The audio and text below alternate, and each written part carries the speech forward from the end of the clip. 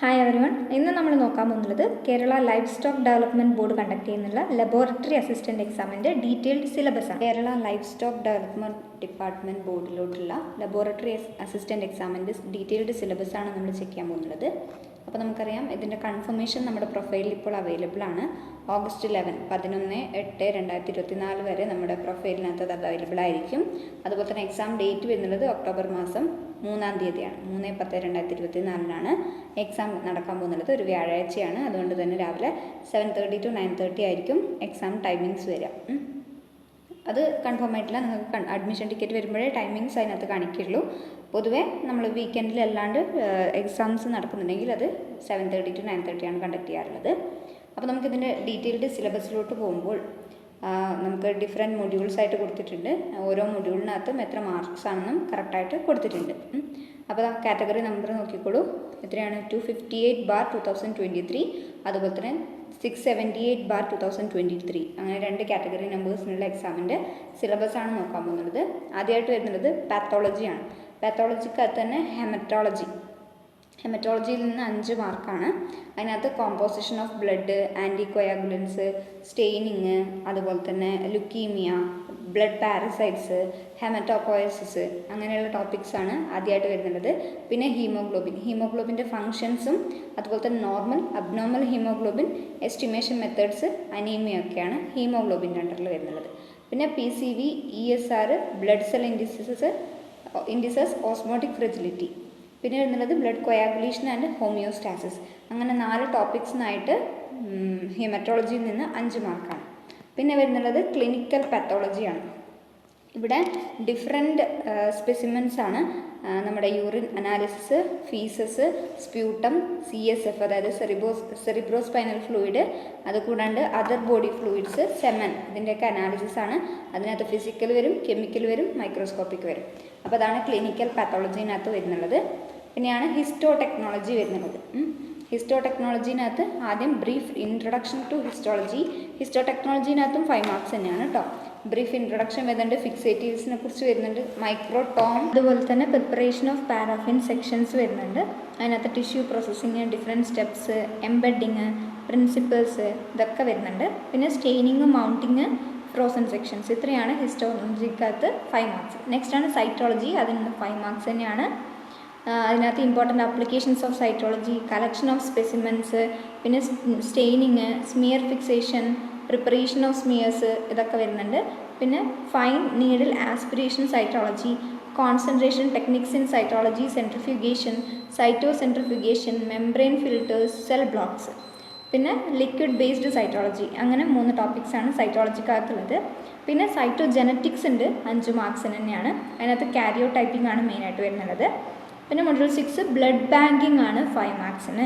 Blood banking ഇതിനകത്ത് ABO and RH blood group system വരുന്നുണ്ട്. Donor selection, screening of donors, collection and storage of blood, anticoagulants, അതൊക്കെ വരുന്നുണ്ട്. പിന്നെ transfusion reactions വരുന്നുണ്ട്. അത്രയാണ് ബ്ലഡ് ബാങ്കിങ്ങിനകത്ത് വരുന്നത്. അത്രയാണ് പാരസൈറ്റോളജിക്കകത്ത് വരുന്നത്. നെക്സ്റ്റ് ആണ് മൈക്രോബയോളജിക്കകത്ത് മൊഡ്യൂൾ 1 ജനറൽ മൈക്രോബയോളജി ആണ്. പിന്നെ ബാക്ടീരിയോളജി വരുന്നുണ്ട് 6 മാർക്സിന്.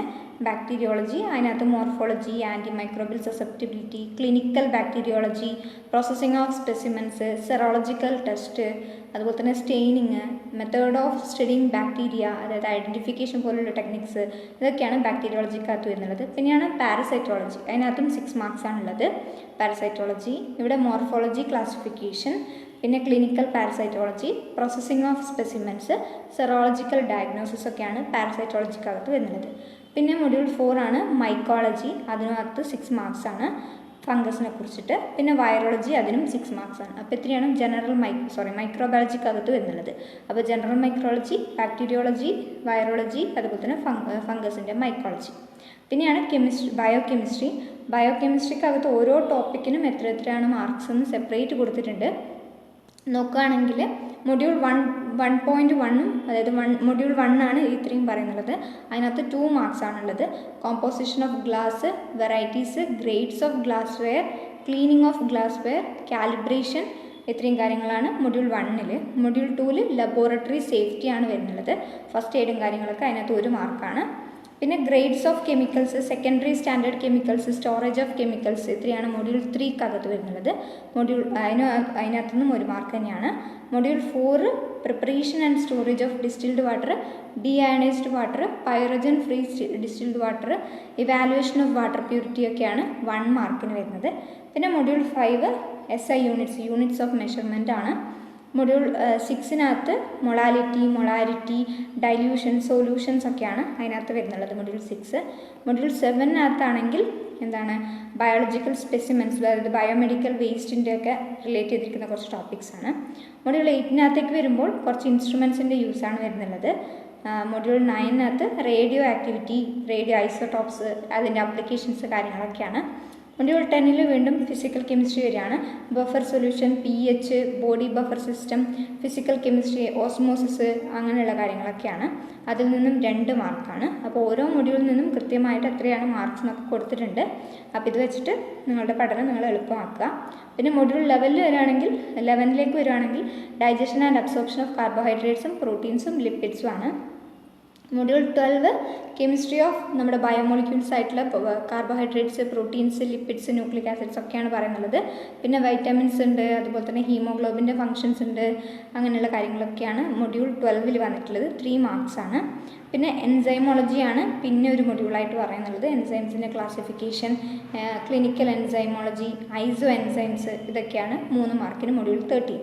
പിന്നെ മൊഡ്യൂൾ 14 ഹോർമോൺസ് കൊടുത്തിട്ടുണ്ട്. ഹോർമോൺസിനകത്ത് 1 മാർക്കാണ്. എല്ലാ ഹോർമോൺസിനും ഒരുപാട് ഹോർമോൺസ് ഇവിടെ പർട്ടിക്കുലർലി എഴുതി കൊടുത്തിട്ടുണ്ട്, അത് മാത്രം പഠിച്ചു വെക്കുക. 1 മാർക്കാണ് മൊഡ്യൂൾ 14. മൊഡ്യൂൾ 15 വരുമ്പോൾ മോളിക്കുലാർ ബയോളജിയാണ്. അതിനകത്ത് 3 മാർക്കാണ്. മോളിക്കുലാർ ബയോളജി എന്ന് പറയുമ്പോൾ മോളിക്കുലാർ ബയോളജി ടെക്നിക്സ് വരുന്നുണ്ട്. പിന്നെ നമ്മുടെ സെൻട്രൽ ഡോഗ്മ, അതായത് DNA റെപ്ലിക്കേഷൻ, ട്രാൻസ്ക്രിപ്ഷൻ കാര്യങ്ങളൊക്കെ വരുന്നുണ്ട്.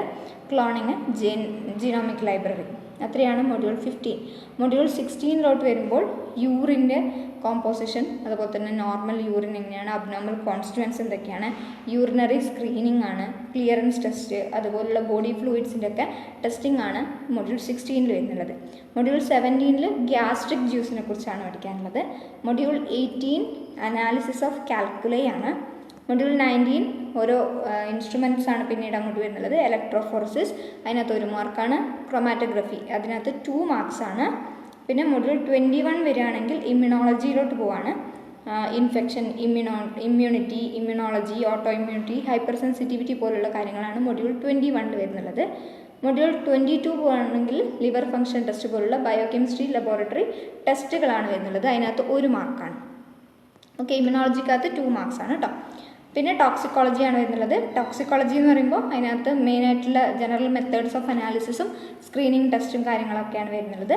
പിന്നെ module 24 organisation and management of clinical biochemistry laboratory, അതിനകത്ത് 1 മാർക്കാണ്.